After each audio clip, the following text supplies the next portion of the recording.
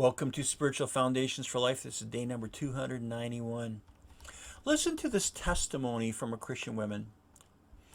God showed me that I have been having similar dreams since the third grade. Dreams that I have met the devil and he has put a curse on me. I asked the Lord what happened in the third grade, and I remembered that I had started watching Bewitched. It was my favorite TV show, and I watched it religiously.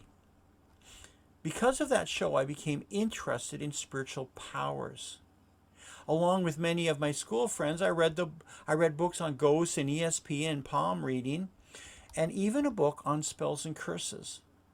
It was the in thing to do in my day, to play with magic 8 balls and Ouija boards and magic spells and magic sets.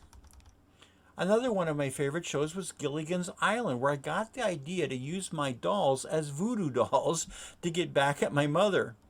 I considered putting a curse on her. Well, by the time I was in the 6th grade, I was depressed.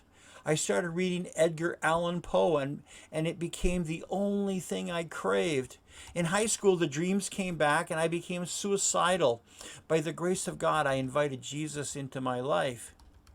The biggest thing that God showed me when I later went through the steps to freedom in Christ was that I knew when I was young that there was an evil power out there, and I desired to have it.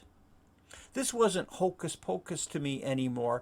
I prayed all the prayers and I renounced all the lies that had been going on in my family for years, and I acknowledged my own sin and my lack of forgiveness towards others.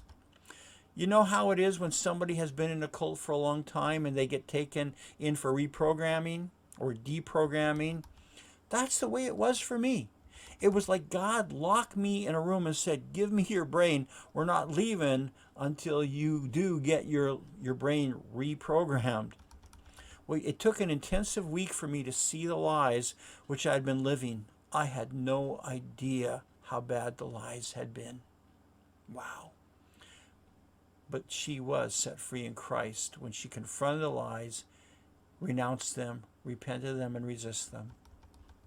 Well, join me for the next number of days as we look a lot more at the lure, the desire for knowledge and power. God bless you.